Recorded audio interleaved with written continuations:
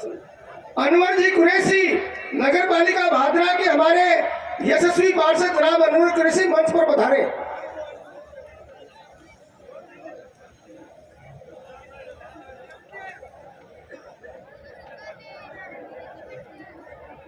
आज इस भादरा की विशाल जनसभा में उपस्थित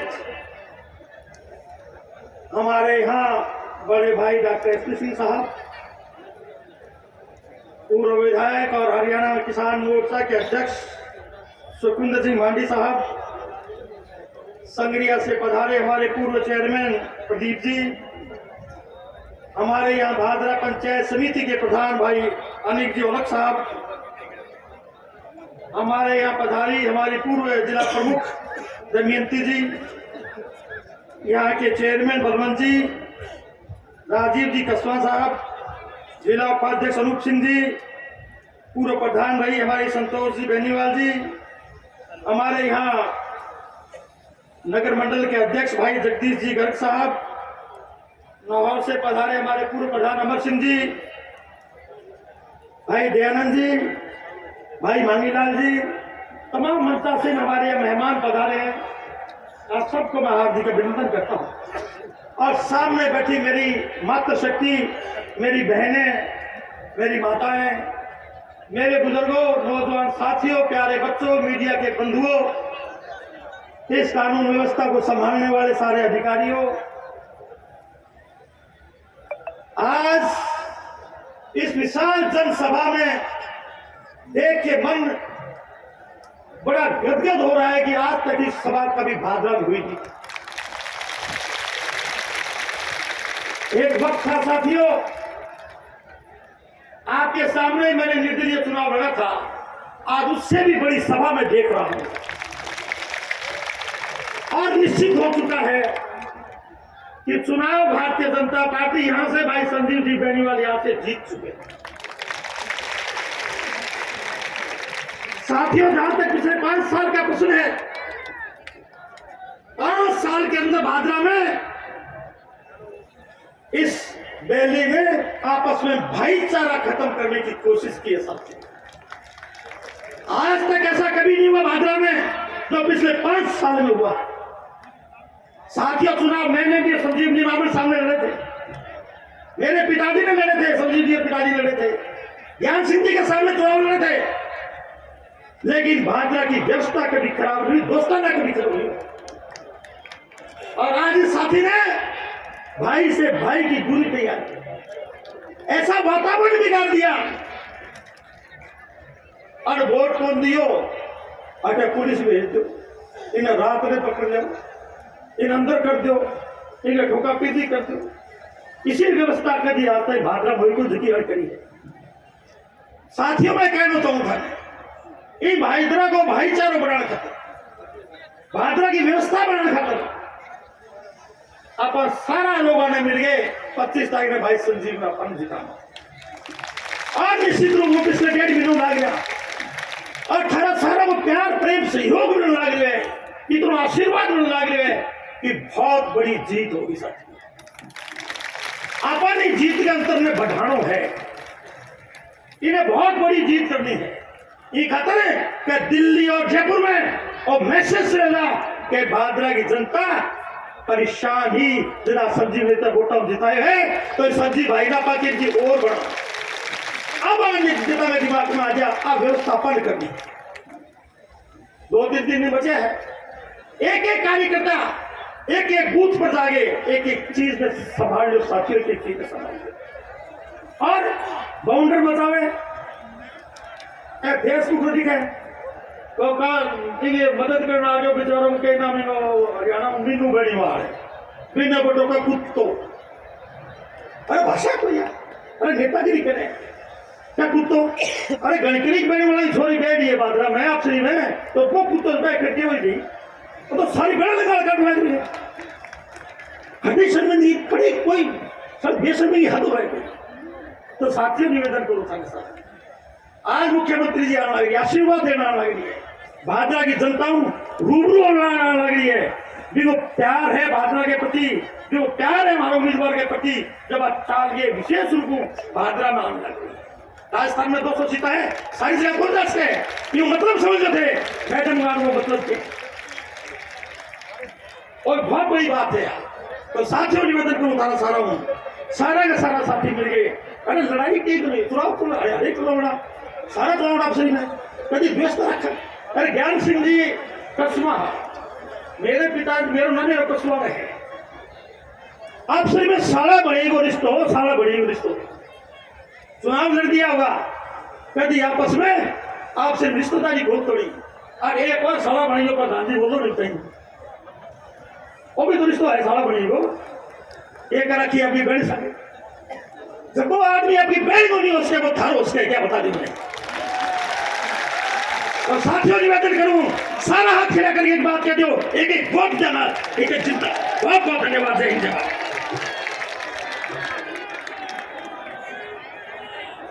धन्यवाद जयदीप जी, रोटी का स्थान मिले विराजिए। ये भादरा की पहली 1952 के बाद ऐसी सभा है जहाँ इतनी विराट उपस्थिति है और माताओं बहनों का इतना विराट आशीर्वाद संजीव जी बेनीवाल साहब को मिल रहा है।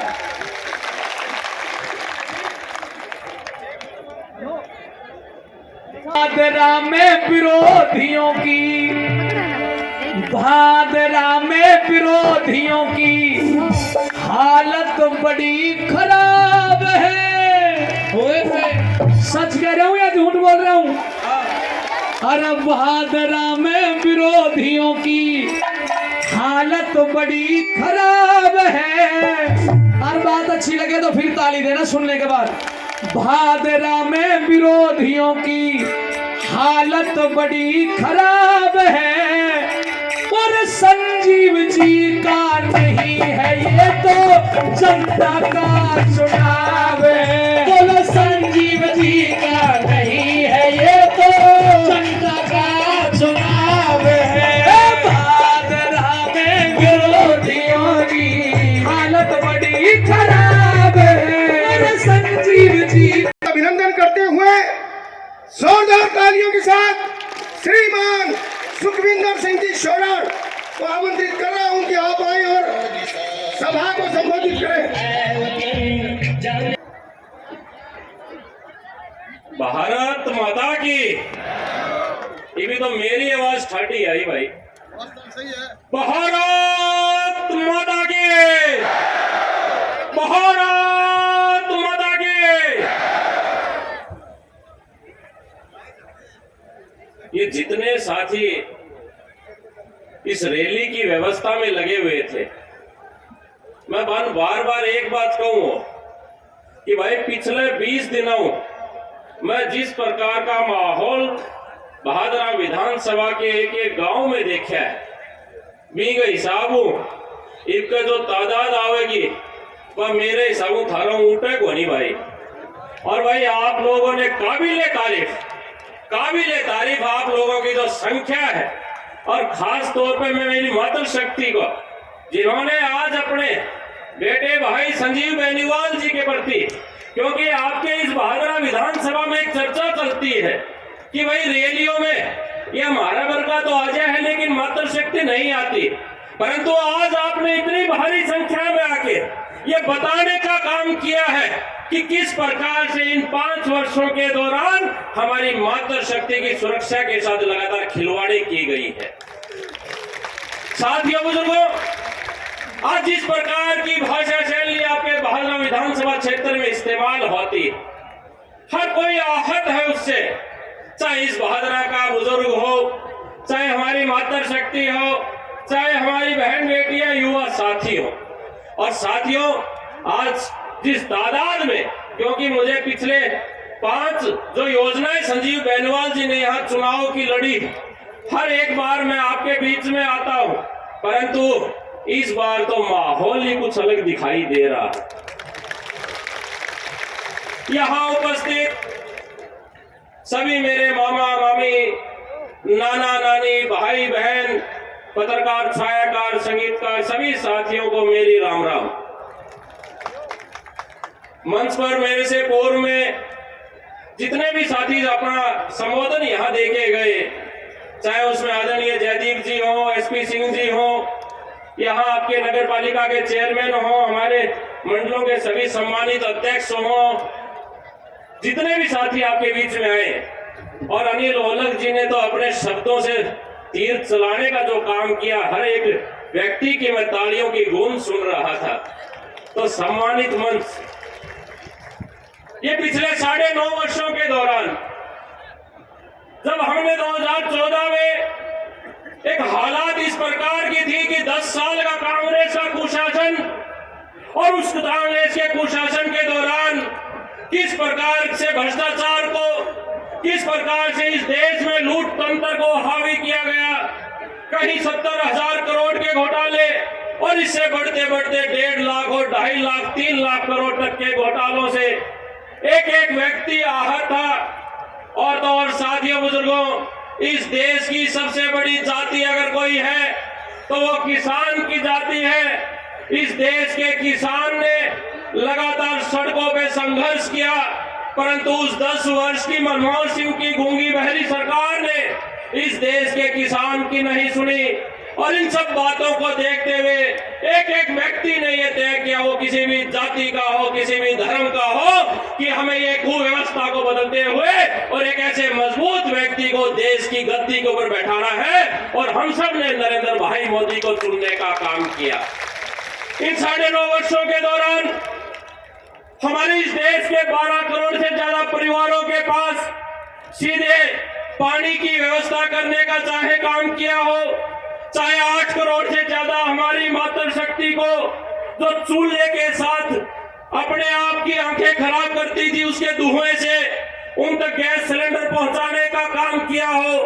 और तो और साथियों, अगर मातृशक्ति की बात की जाए तो जहां इस देश की आजादी से लगातार एक नारा होता था कि महिलाओं को सशक्त करना चाहिए, परंतु साथियों, बुजुर्गों, चाहे इंदिरा गांधी जी आई हो और चाहे 10 साल तक कठपुतली की तरह सोनिया गांधी ने कांग्रेस का शासन किया हो, महिला सशक्तिकरण के ऊपर जब जब सरकारें आई, वो सरकारों के अंदर कानून बनाने का काम नहीं किया।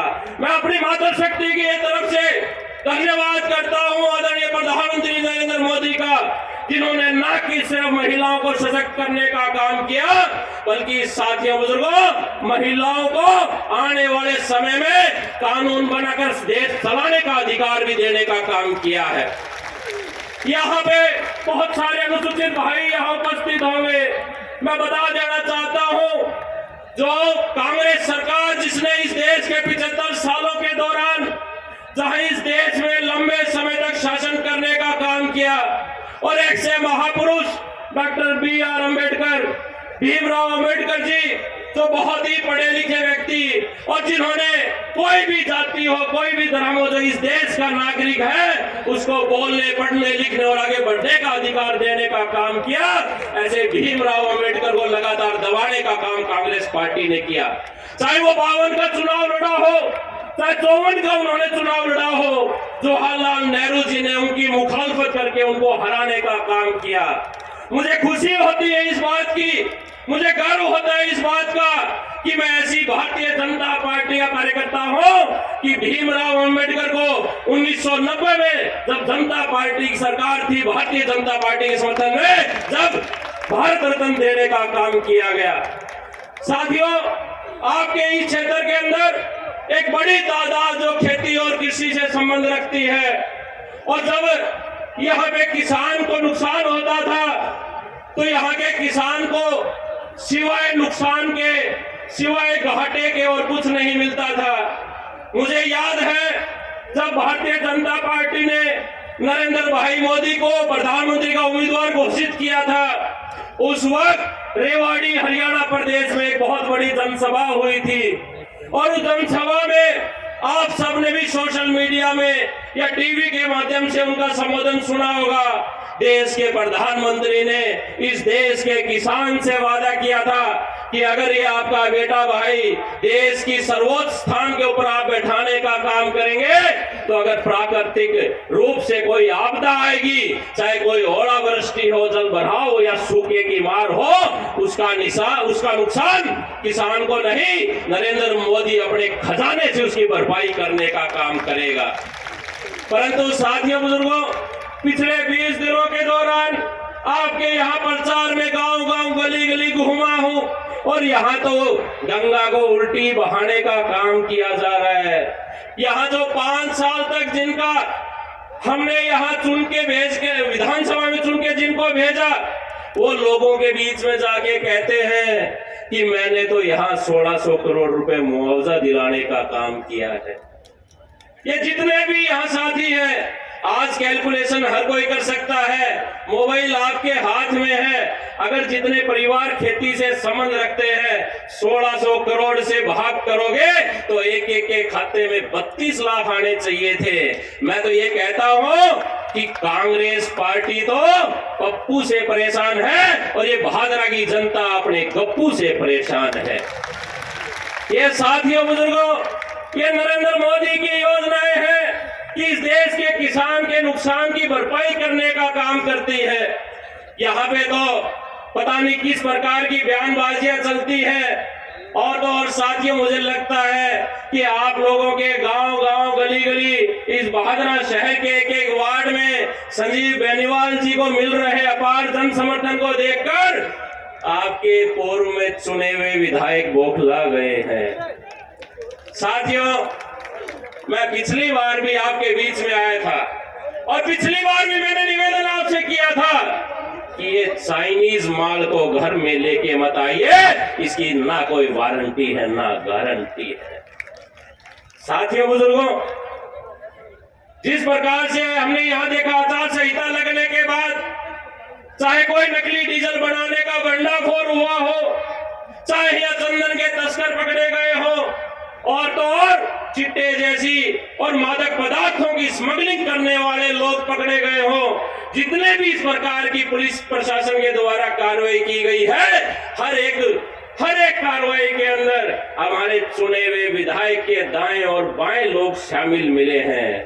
और जब पत्रकार साथी या इस क्षेत्र की जनता उनसे पूछती है कि विधायक जी, आपके 24 घंटे साथ रहने वाले लोग इन सब जो गलत काम है उनके अंदर शामिल है, तो आपका कितना हिस्सा है ये बताने का काम करें। परंतु साथियों, बड़ी बड़ी बात कहता है और कहता है कि मेरा इनसे कोई वास्ता नहीं।